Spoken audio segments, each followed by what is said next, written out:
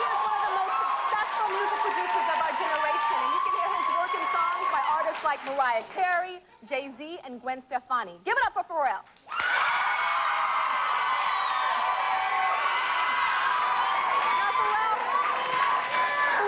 Your protege, Slim Thug. Tell me what was so special about Slim Thug that made you say, he's the one that I'm going to touch with my Midas touch. Y'all like when I touch his knee?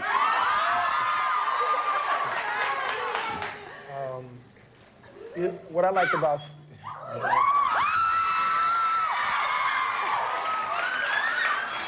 Now, what I liked about Slim is, you know, what a lot of people don't know about him is that he's a... I see that pretty face.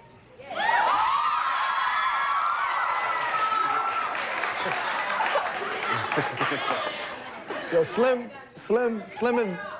is an entrepreneur. There we go. Now we can see his loveliness. Now we see it. Thanks for gracing us with that. Woo, y'all. Y'all don't understand how hard it is to sit this close. He's pretty. You're a pretty boy. I'm sorry. I'm so embarrassing you. Yeah. Now, why? I'm trying to stay focused. You guys are distracting me. Be quiet. What makes Slim Thug so special for the third time? All right.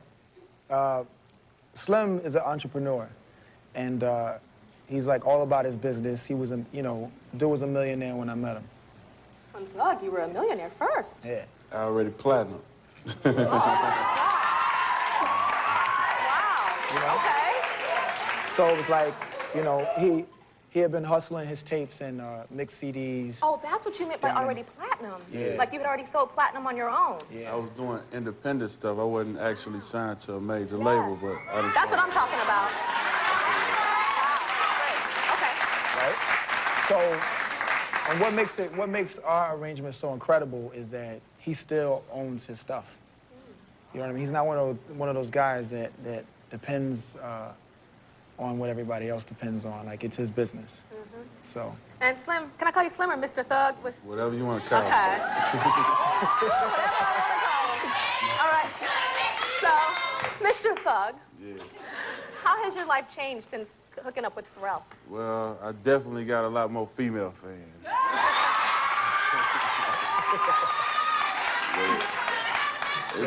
It's been crazy, though, I went from, being in Texas and people recognize me a lot out there in that area to coming to L.A., New York, and everywhere, people notice me, man. So that's what it is. Yes, sir. Shout out to Miami, all that.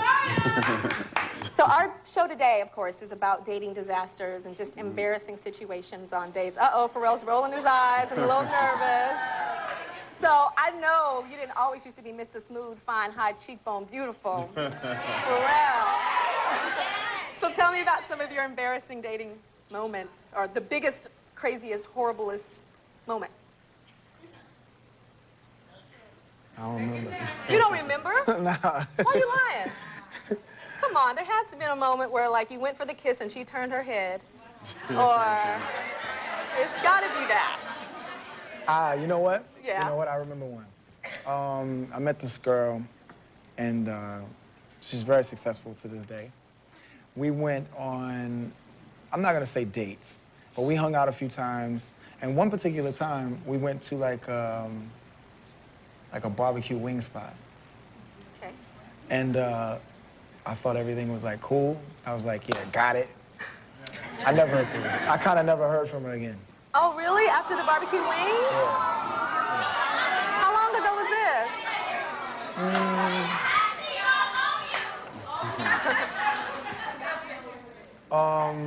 This is a few years ago. Really? So when you see her, do you go like, oh my gosh, it could have been...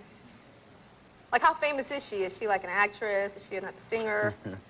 She was, she started out as a model. And, Wait, do we go get some wings?